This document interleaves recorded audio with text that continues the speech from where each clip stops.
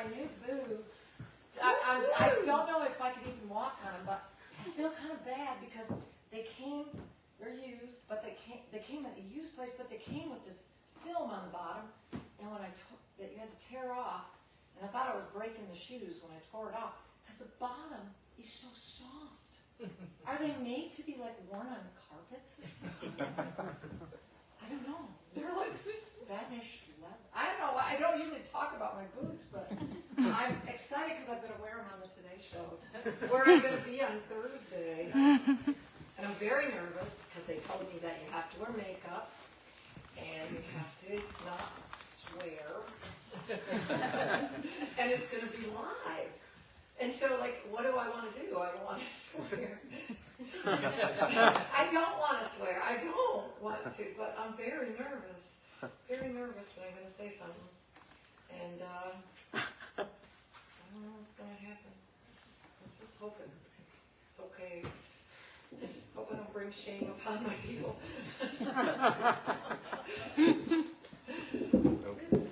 That's okay. I don't know how close I have to. I probably don't even need one. I've come to sound like a smoker now.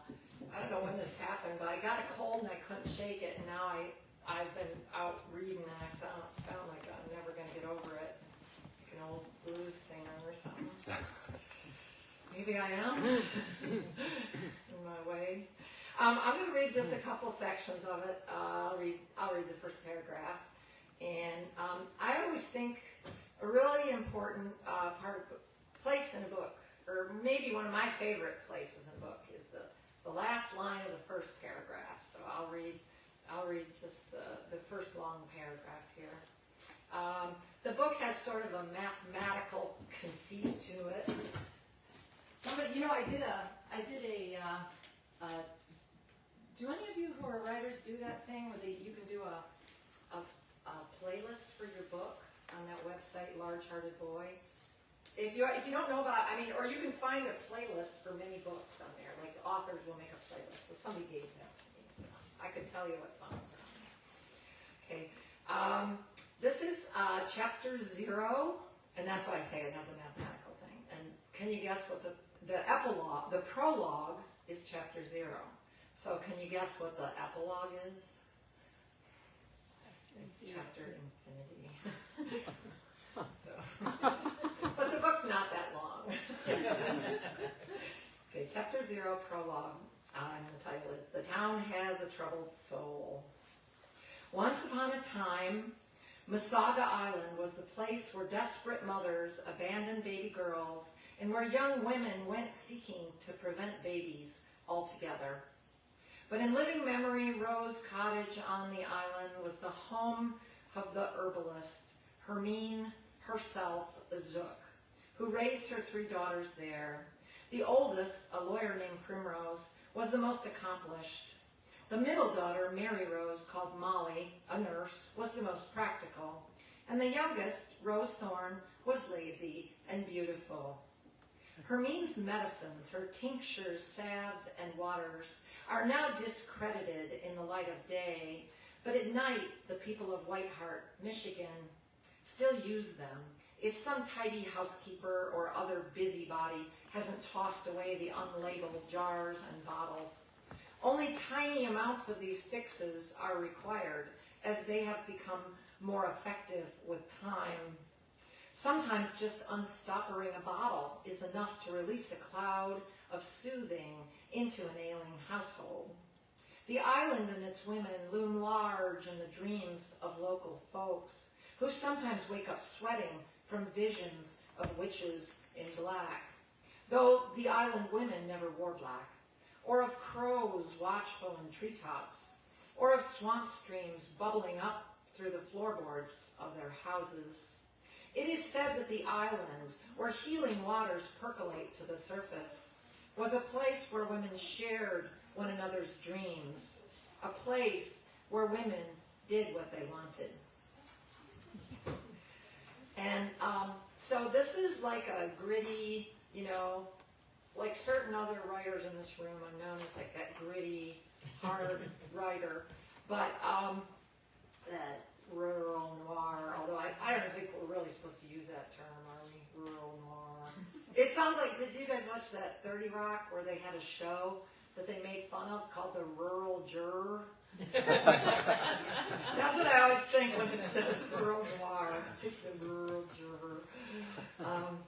But, so this book is that, but at the same time, the more I worked on it, and I worked on it for a really long time, as everybody reminds me, they're always like, it's been a while since she's had a book.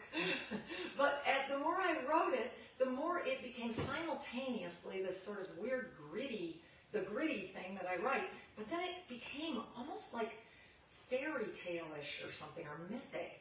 And I came to the conclusion that fairy tales and myths, you know, people think those are, I know I shouldn't go on like this, but people think those are the most simple kind of writing. Those are the most basic kind of writing.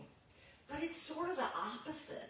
It's like the longer you write something and keep working on it, it's like you get back to those basic sounding things. You get back to those original old stories. By writing your own story, your own new, and by paying absolutely close attention to every detail and really trying to get it right, you somehow write your way to a more primitive place, if that makes any sense. And something odd happens.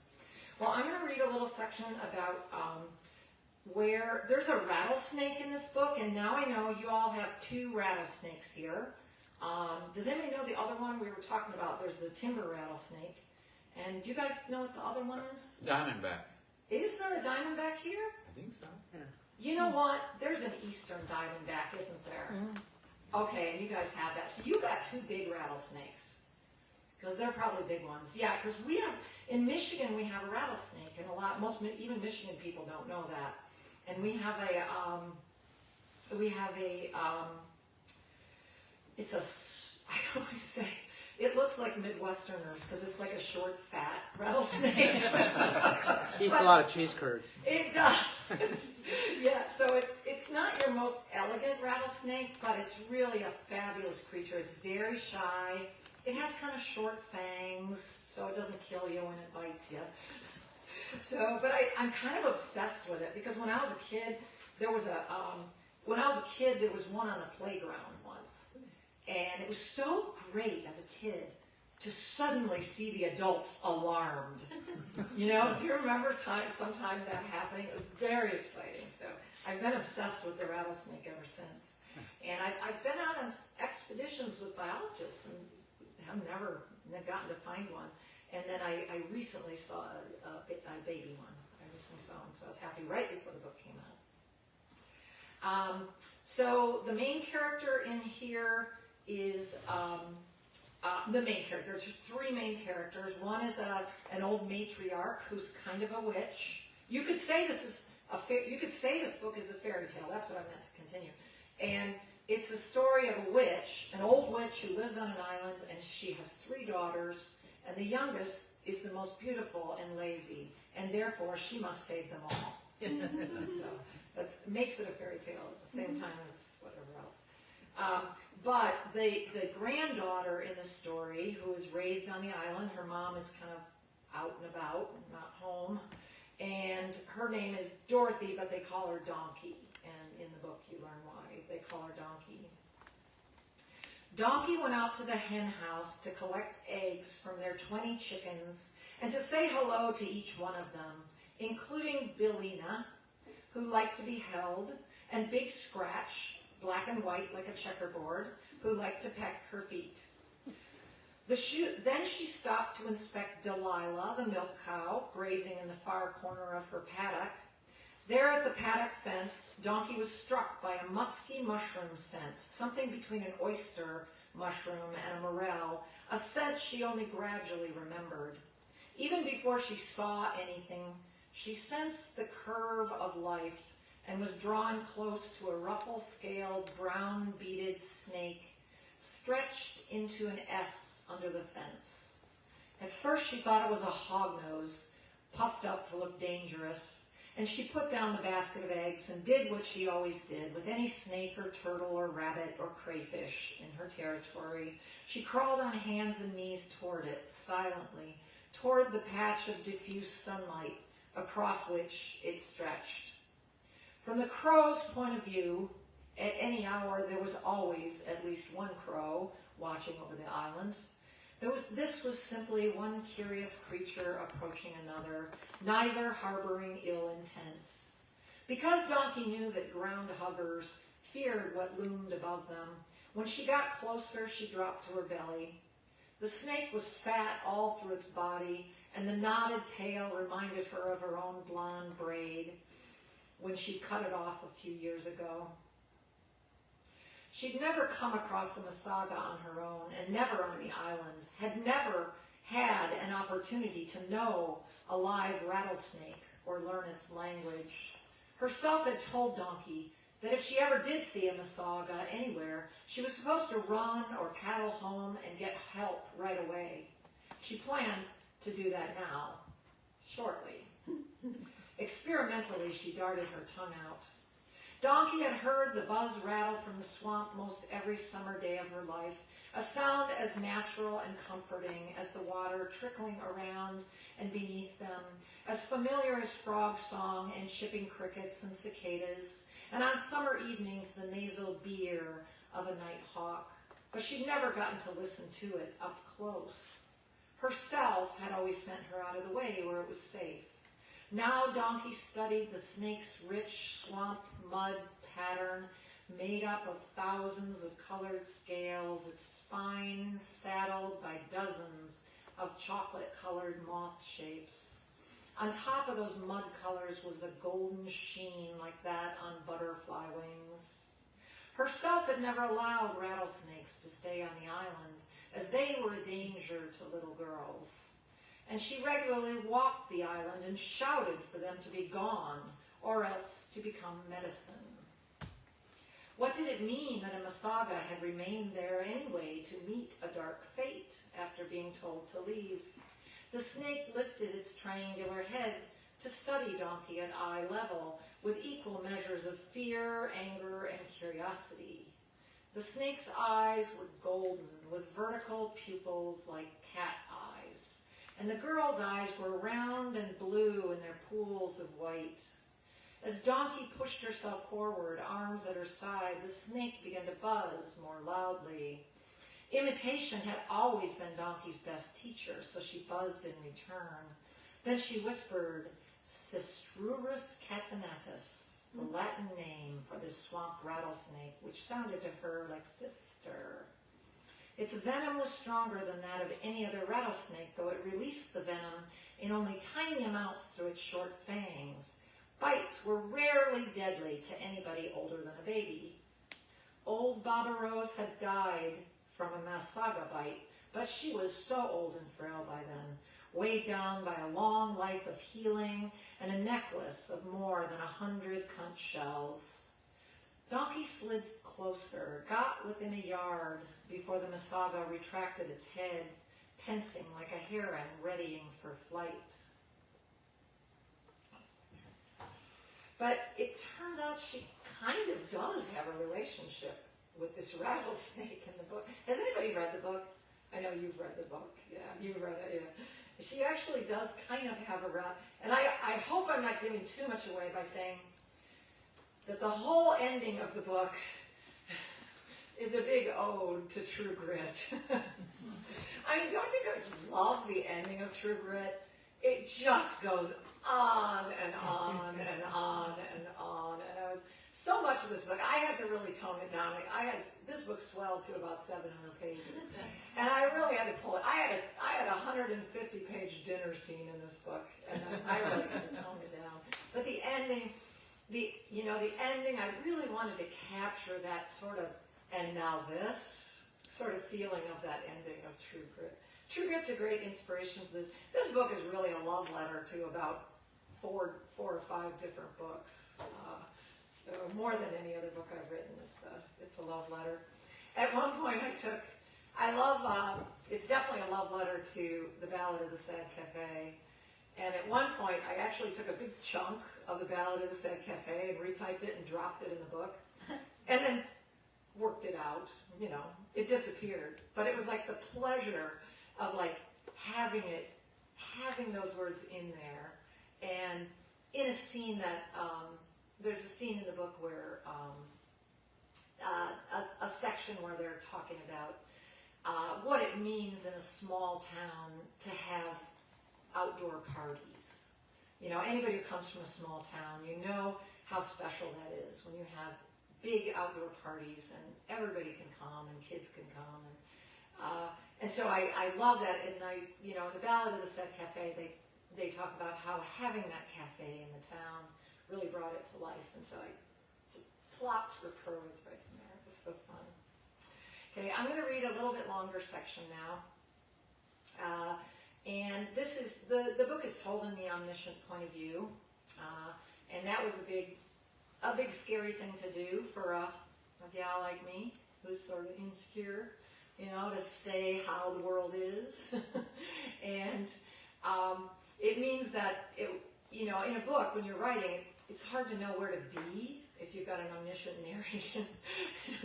You got to figure out not only you know, whose story it is, but at any given moment where the best viewpoint is for telling it. So this is a section that's kind of omniscient, kind of from the point of view of time immemorial or something. That's from chapter 6, and the chapter title is Times Change Faster Than the People in Them.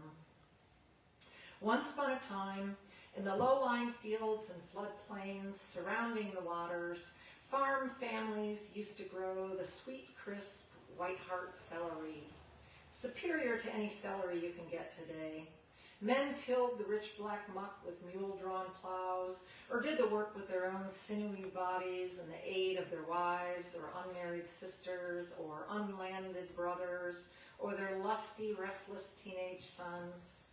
The farm kids all worked, even the little ones who would squat alongside the trenches and place the 10-week-old celery seedlings at 8-inch intervals. To make this work possible for even the most dreamy or distracted girls and boys, they each carried a stick or a deer's thigh bone or an antler, broken off to measure the distance between plants.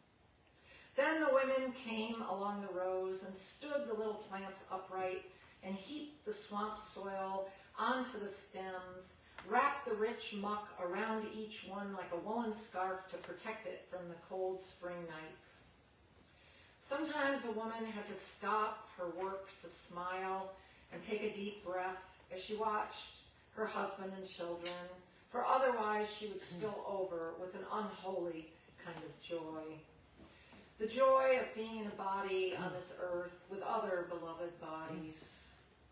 The women revisited each plant each week to mound the dirt a little higher and higher still, and to bind the plants with sticks to keep them growing upward instead of sprawling. Eventually, when the plants were tall enough, they placed the boards against the stalks to protect them from the sun and keep them soft, crisp, and blanched as pale celery until harvest. The celery was more profitable than other crops and had a longer season. The women and men tenderly laid the big cut celery heads to rest in coffin-shaped cardboard boxes, separating them with parchment so they could be carried on ice by the mail train every Friday from July through October, mostly to hotels in Chicago. The farm families themselves didn't eat the glamorous whole celeries, and certainly not the tender inner stalks favored by hotel patrons. Instead, they collected wayward stalks through the season to chop and boil in soups. For themselves, they grew another kind of celery, celeriac, for its root that tasted a little like chestnuts and stayed firm even when cooked, best roasted with a fatty young hen or baked into a savory pie with onion and cheese. When the muscles and joints of the men and women ached in those days, they prayed and took aspirin. And if that didn't work, there was a penetrating peppermint and cayenne ointment to be gotten from Baba Rose in the waters to soothe them until the infinite hereafter could provide the ultimate soothing. Why wouldn't a Christian on this outrageous earth take advantage of what comfort nature offered, relief from the fever of ague, from the throbbing of a foot trampled by a spooked plow mule. Mortal joy's eternal companion was suffering. And wasn't the pain of this profane earth calling out for a profane cure? Weren't Christians obligated to find relief from bodily pain, to free the soul to do the soul's work?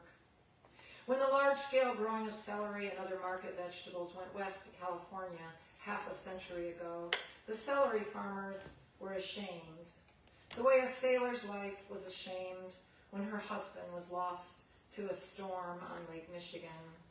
Their shame overtook in intensity their sadness over losing their fields of celery and lettuce and melon and squash, and many farmers could no longer bear to look at their wives and children in the evenings without some spirit in them. And as the men filled in the mucky celery rows to grow field crops like wheat and oats, their shame redoubled. They knew, all of them, that they should say good riddance to farming and rejoice, should take the opportunity to sell their fields to the bigger farms with expensive combine harvesters. For wasn't that the history of civilization, that the old many gods had combined into one great god? Titus Clay's father, Titus Clay Sr., that great man, would eventually farm almost every field on this side of unincorporated Whiteheart, harvesting corn and soybeans with specialized machinery he would never finish paying for. It wasn't just Whiteheart. The many crops of the upper Midwest were winnowed to two, corn and beans. Each supported the other by its action upon the soil, but the men saw the relationship differently. They saw themselves as corn farmers, and they embraced soybeans only because the plants fixed the soil nitrogen in the way a wife should support her husband.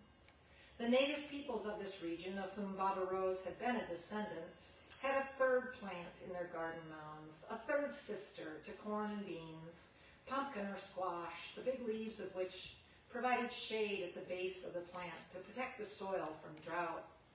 The new farmers instead used field irrigation systems to keep the soil moist. Decades ago, husbands and wives stopped working together, and then they had only meals and sex and children in common, and that was when they stopped laughing together. Their separate stories no longer made sense to each other, and they began to forget the old songs they used to sing from one end of the road to another just to hear one another's voices. When the women used to hang the family laundry on the line to blow in the wind, the husbands and wives were inspired by those flapping garments to move closer to one another, to admire one another's strong bodies, to remember dancing together, and to see their daily work as another kind of dance. But then the husbands went to work at the paper mill, and the women purchased electric dryers that hid the soft movements of the clothes inside them. So, thank you.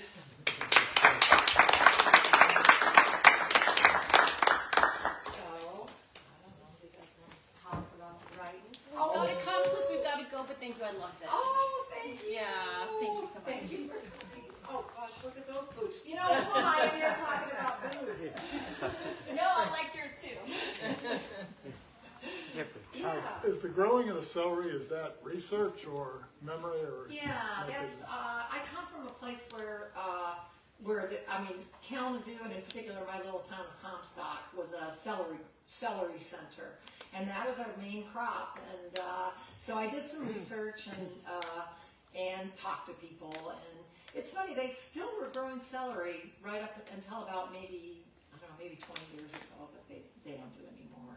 But it was kind of perfect because it's the perfect thing to grow in a mucky, swampy, fertile soil, you know, and it was kind of, in a weird way, at least it was like showing respect to the swamp, you know, instead of filling it in and making it into dry land. And the swamp is, you know, that's a lot of the tension in the book, that the farmers want this land to be, you know, turned into dry land. You know. Mm-hmm. What were the other novels novels that were part of the love letter that you mentioned. Yeah, so it was The Ballad of the Sad Cafe and True Grit. And I'm a big fan of this, well, I'm a big fan of Sula. And, you know, it's so funny when people talk about I guess it's like Faulkner in some ways, like when people talk about what The Sound and the Fury is about. Like, I'm always shaking my head like, that's what it's about? I thought it was about something else. And, but Sula, people always talk, oh, it's about this friendship. But I love that it's a 3-generation story about these three generations of women in this family who are profoundly different and who are all very powerful in their own way and who live in reaction to one another. You know, they live in reaction to their, you know, the other members of their family, to their kids or to their parents and grandparents. But and then another one was there's a book I love, and I don't know if people know this book. It's called The Summer Book by Tove Jansson. Is anybody my age that remembers a little book called The Moomin Trolls? Yeah, that was as a kid. And she wrote that. She wrote these Moomin Troll books. And she also wrote this, there's just this lovely little book about a grandmother and a granddaughter on an island in I want to say the Gulf of Finland, I think. So it's this sort of bleak island. And so that was a great inspiration. That book's much gentler, but it's a book about death, basically. And it's I don't know about you guys, but I'm very interested in death. All explorations of it are welcome. And but it's also an ode to the Oz books. There's a character in here. There's the grandmother, and the granddaughter, and in the middle is the mother, and she comes and goes. And she comes home basically and reads all the Oz books. That's one of the things she does, like in between her journeys. She comes home and rereads all the Oz books every time. And there's a lot of other books. Like I have a whole list in the acknowledgments of all the books I was thanking. You know, I've never had that experience quite so much. I was like, I have to actually thank these books for giving me that. Mm-hmm. Well, you referenced Charles Portis and Carson McCullers. Do you think there's a compatibility between those Southern authors and Midwestern authors like yourself and Jim Harrison, for instance, who use nature so much? Yeah, I'm always trying to puzzle it out because, you know, I do think I have more in common with the Southern writers in that way that I'm doing the Midwestern Gothic that goes with the Southern Gothic.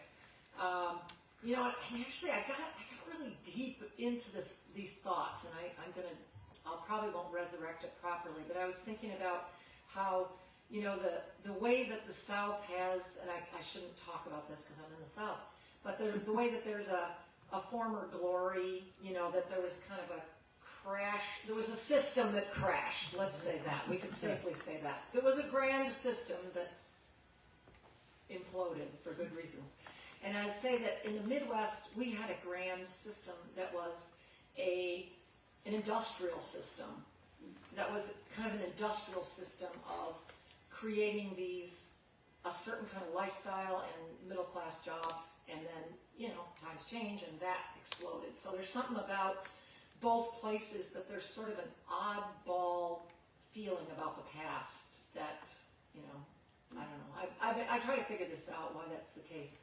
But I do, you know, Flannery O'Connor I love, but I don't feel like I really, you know, relied on her for this. But she's so brutal. Sometimes I can't take Flannery O'Connor. You know, she's so brutal. I mean, she has confidence that God is going to sort it all out. And I don't have that confidence. Like, I have to love my characters more because I don't have the confidence that there's the glorious thing waiting for them that she did.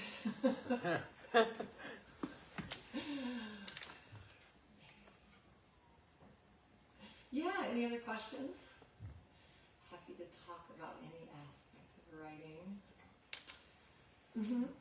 I don't know if it's inappropriate to ask, do you have, is there something that you're planning to work on in the future? Do you have your next project in mind? Yeah, I don't know. I mean, I do have book of poetry, but nobody wants, that's the kind of thing, like I mentioned the book of poetry and I can watch my agent's eyes just glaze over, you know what I mean? Like he looks away, and so I have, that's actually ready, and, but I like my poetry. It feels like my writing, it feels like my stories, and, I actually am working on a book of essays, which is another thing that, unless you can call them a memoir, which I might be able to do, it's sort of a mixed thing, whether that's a popular thing to do. So what you got to have when you want to make a book deal, you got to have one thing they want, and then put all the other things in there.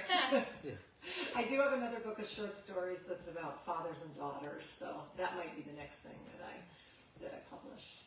That's I've covered, looked at mothers and daughters quite a bit, and fathers and daughters is a new thing. And it's funny, this book, The Waters, I meant to write a book mostly about women. I mean, I really set out to write a very woman-centric book because, American Salvage was a book that I wrote about men, and that was my most popular book, oddly enough. And but I was like, I'm going to focus on the women, and I found I just couldn't do it. It just felt unbalanced. So the book really does explore men's and women's lives both. And so for this next collection, I'm really interested in fathers and daughters. That'll be interesting because I wrote, about mothers and daughters. So it's hard to think about. I really want to write. It's funny when you're selling a book and when you're getting ready to go out, on the book tour, like, there's just all this stuff you have to do. So it takes you away from writing, and so, us writers who are running around, it's great. It's such an honor to get to meet readers, but, it's like we're all chomping at the bit to writing.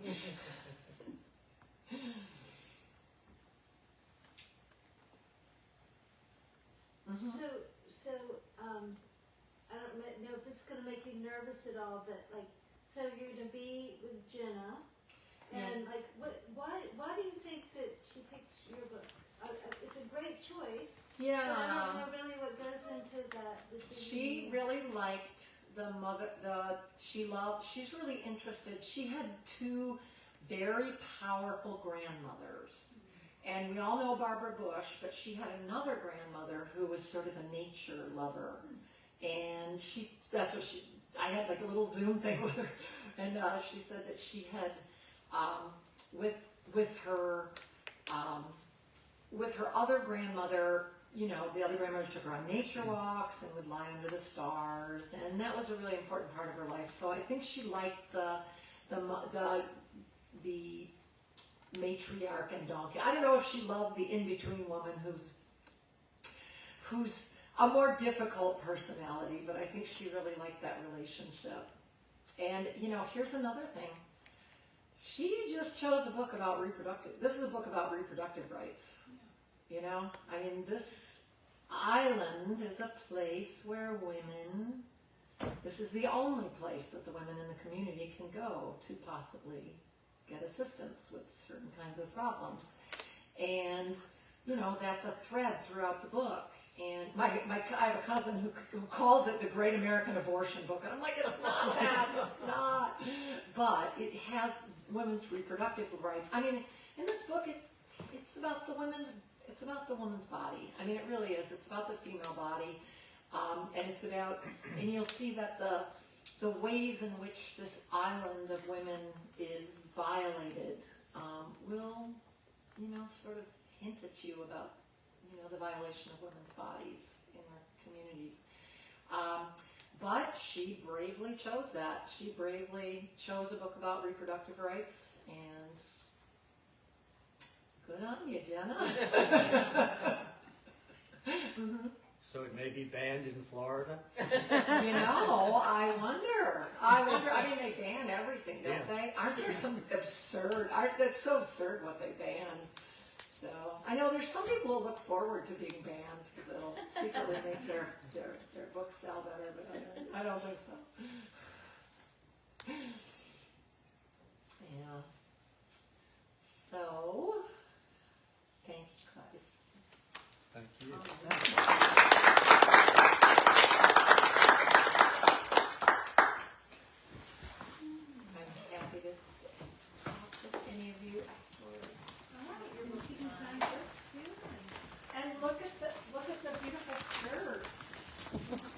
snakes are